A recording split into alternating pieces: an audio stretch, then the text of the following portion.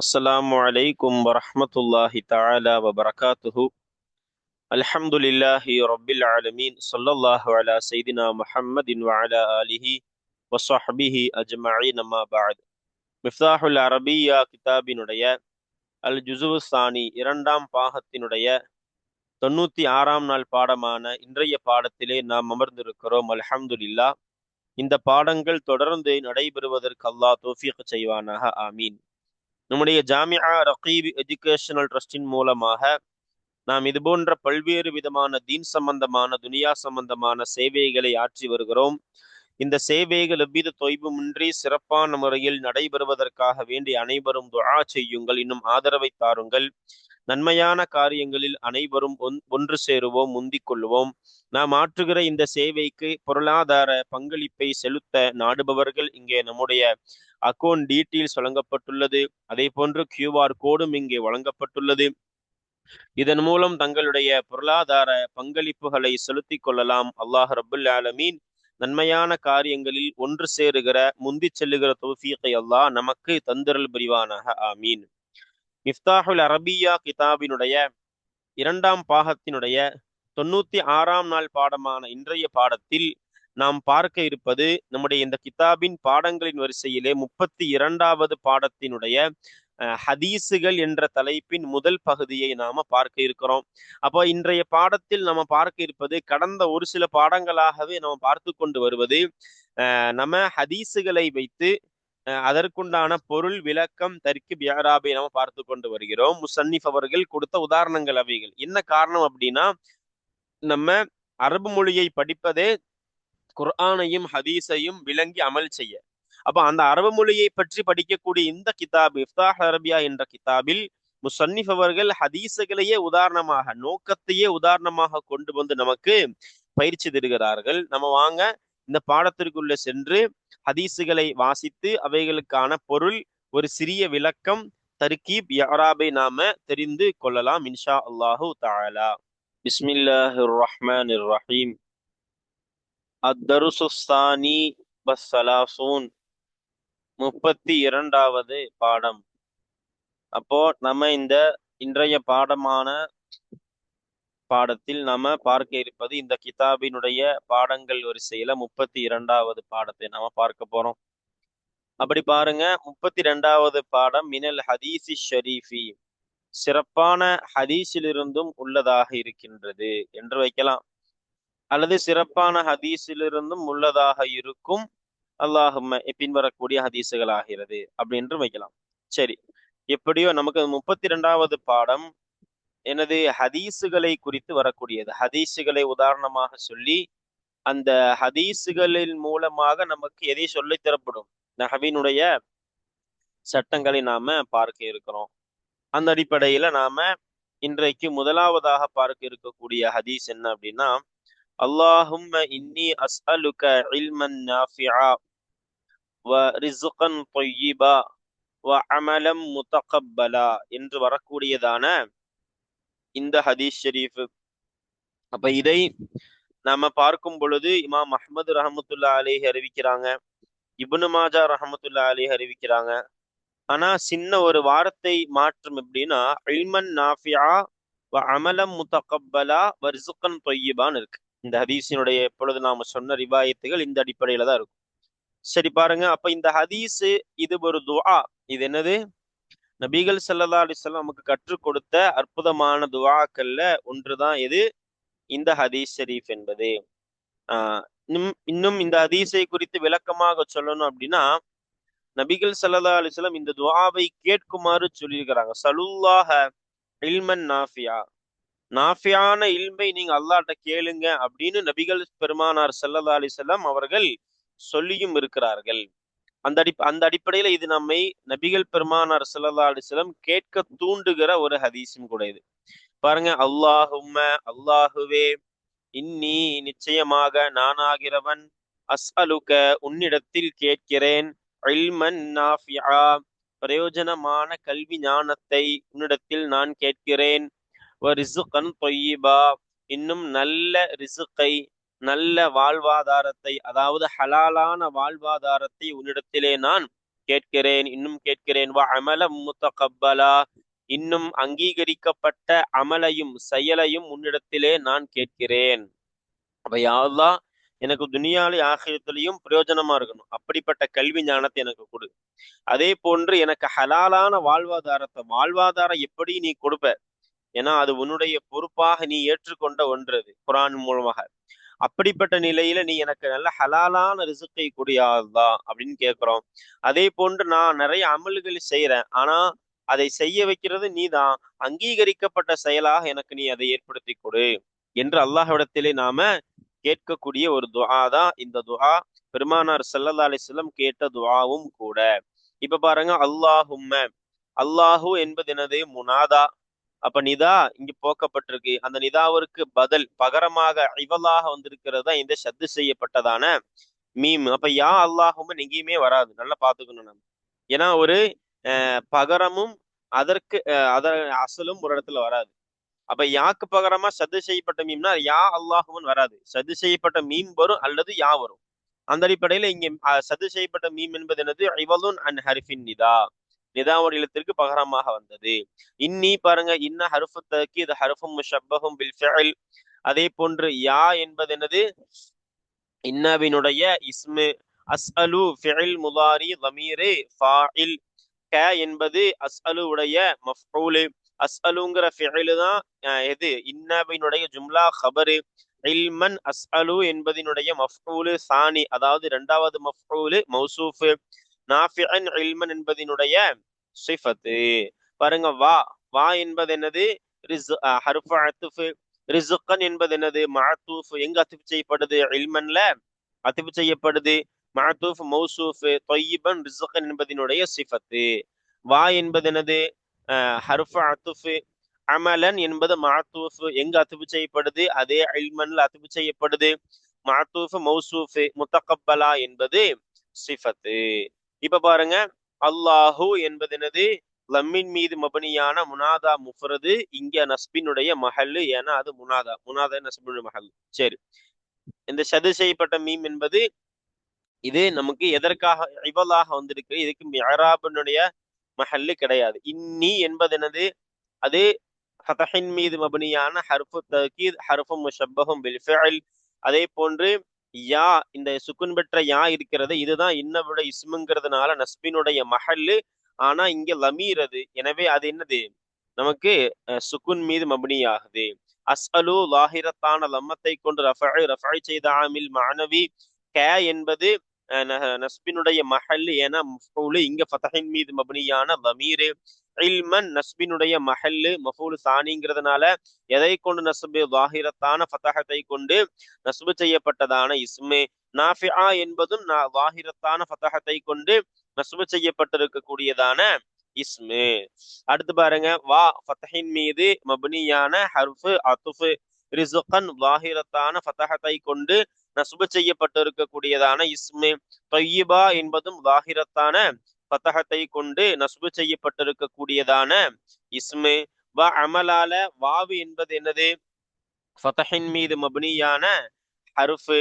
அதே போல அமலா என்பது என்னது? லாஹிரத்தான ஃபதஹத்தை கொண்டு நஸ்பு செய்யப்பட்டிருக்கக்கூடியதான இஸ்மு. அதே சமயம் முத்தகப்பலா என்பது என்னது? இதுவும் லாஹிரத்தான ஃபதஹத்தை கொண்டு நஸ்பு செய்யப்பட்டிருக்கக்கூடியதான இஸ்மு. அமலா என்பது இதனுடைய மாத்தூஃப், இங்கிருந்து இல்மன்ல இருந்து, அதனால இதுவும் லாஹிரத்தான ஃபதஹத்தை கொண்டு நஸ்பு செய்யப்பட்டிருக்கக்கூடியதான இஸ்மு. அப்போ அல்ஹம்துலில்லாஹ், இந்த ஹதீஸிற்கு உண்டான பொருள் விளக்கம் தர்கீப் இஅராபை நாம பார்த்துட்டோம். இப்ப அடுத்த ஹதீஸ் பாருங்க, வாங்க.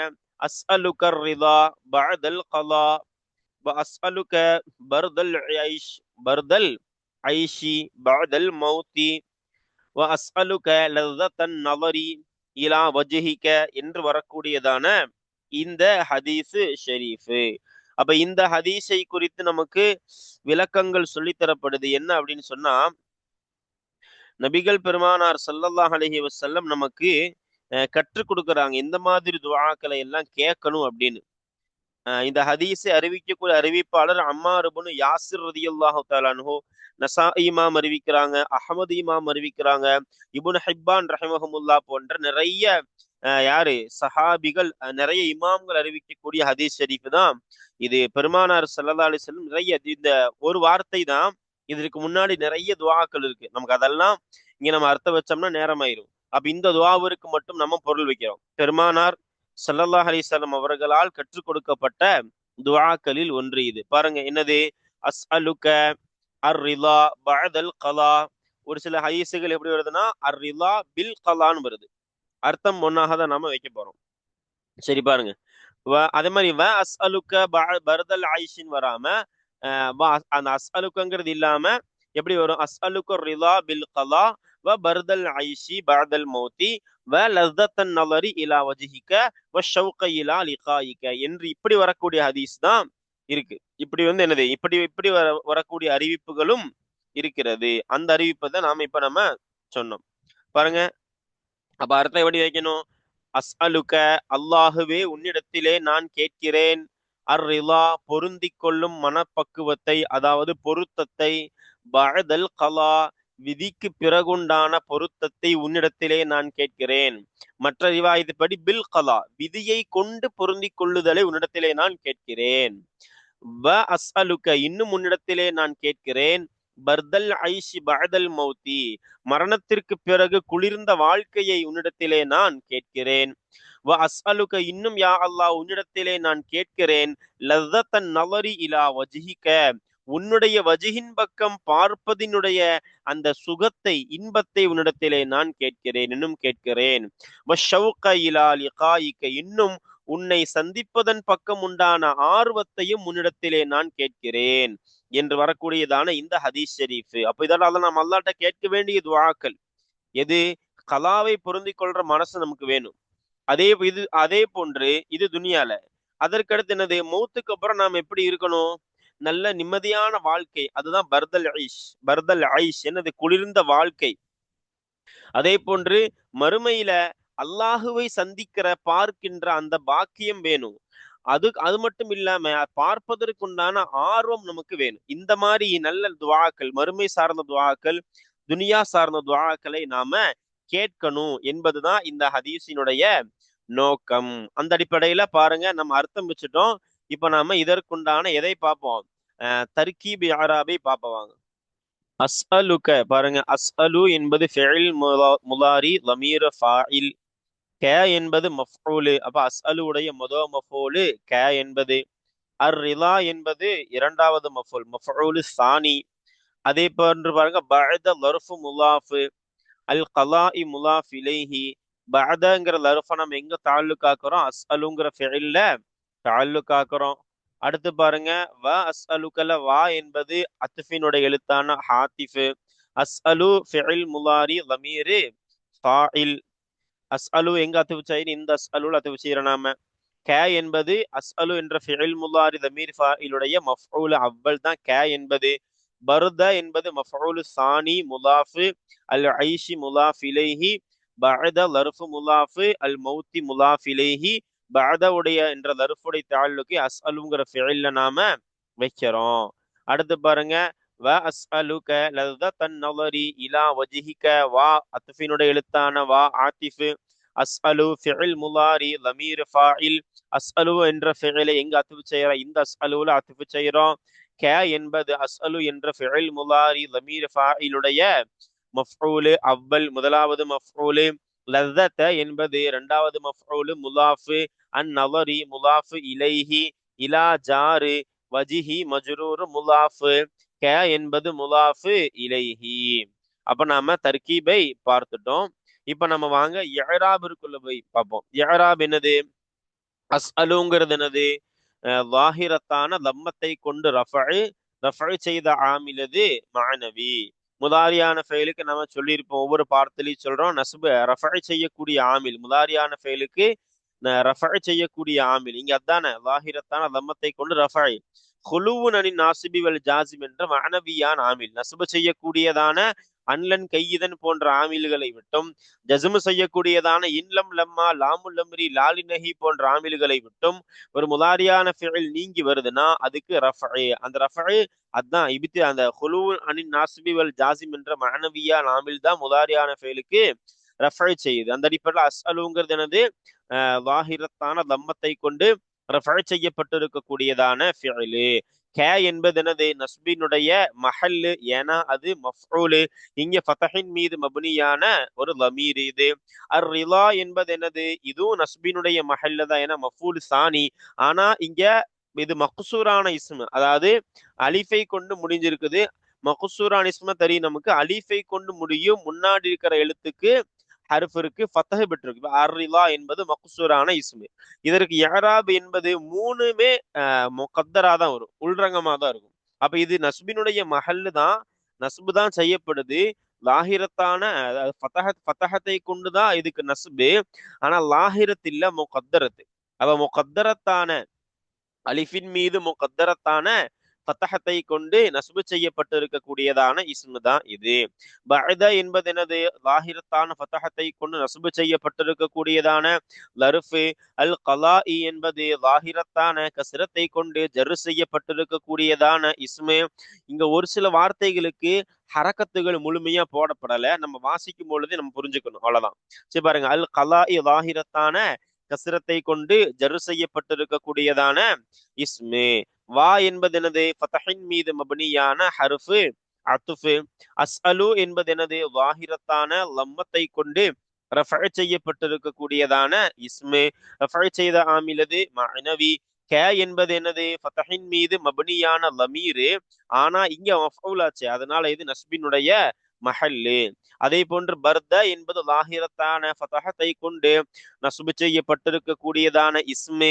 அல் ஐஷி என்பது லாஹிரத்தான கஸ்ரத்தை கொண்டு ஜர்ரு செய்யப்பட்டிருக்கக்கூடியதான இஸ்மு. பஅத என்பது லாஹிரத்தான ஃபதஹத்தை கொண்டு நஸ்பு செய்யப்பட்டிருக்கக்கூடியதான இஸ்மு லர்ஃபு.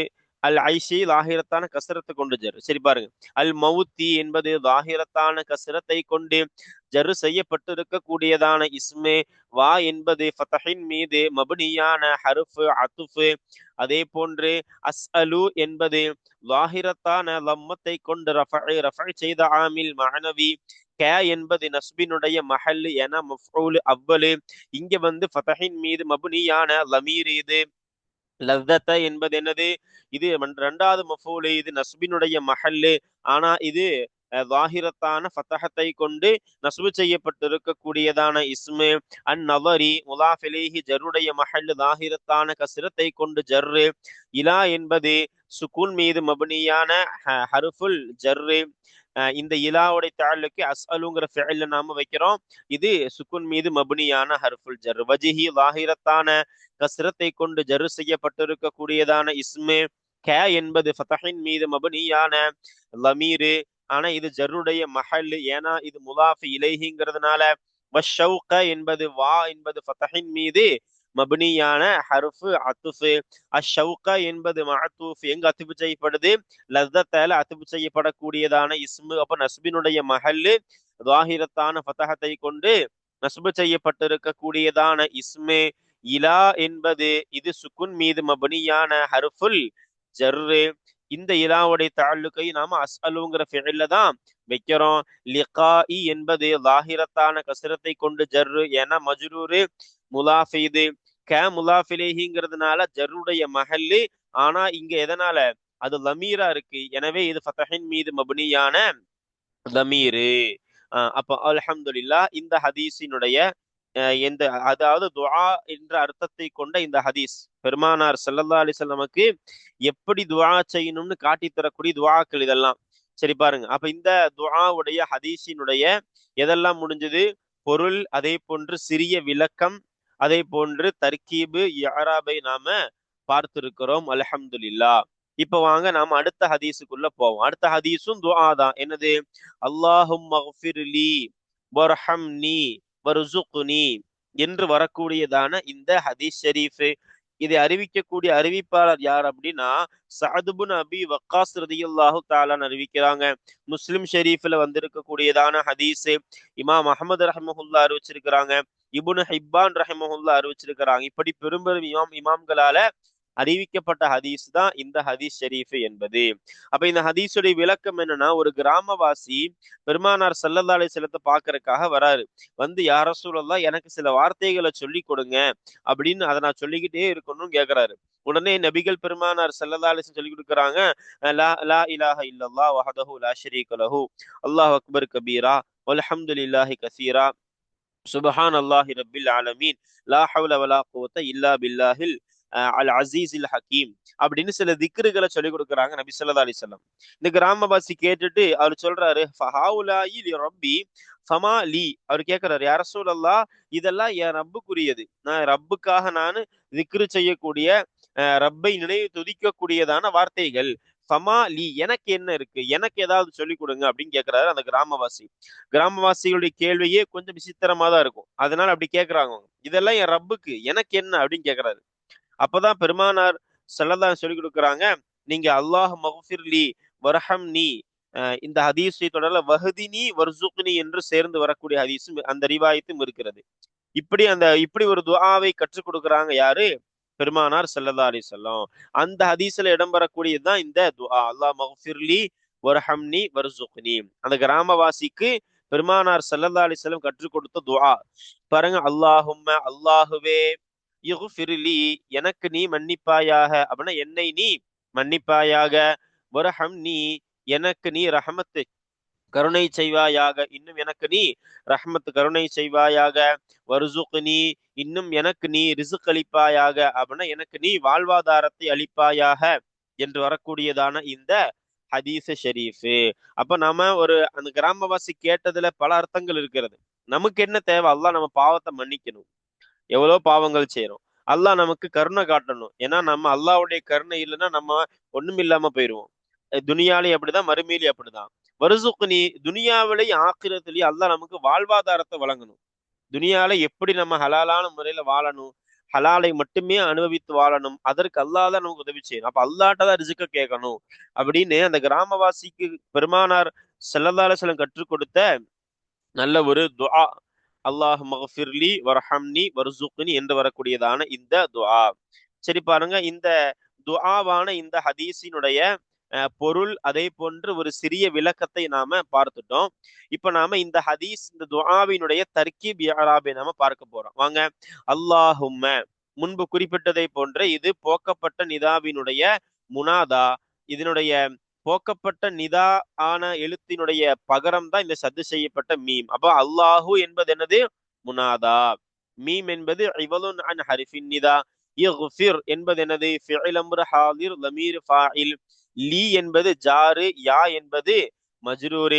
இந்த லீவுடைய தஅல்லுகை நாம இஃபிர்ல வைக்கிறோம். பாருங்க, வாவு அத்ஃபினுடைய எழுத்து. யுர்ஹம் இதுவும் ஃபிஇல் அம்ர் ஹாதிர் லமீர் ஃபாஇல். இந்த நீ என்பது நூனு விகாயா. யா என்பது என்னது? மஃஊல். யா முத்தக்கலிமுடைய யா என்பது என்னது? மஃஊல். இந்த நூனு விகாயான்னு ஏன் பேர் வந்துச்சு அப்படின்னா, நம்ம இந்த நூனை மட்டும் தூக்குனா நமக்கு அது ஏன் அந்த பேர் வந்துச்சுன்னு தெரிஞ்சிடும். நூனை தூக்கி பாருங்க, இரஹமீன் ஆயிரும்.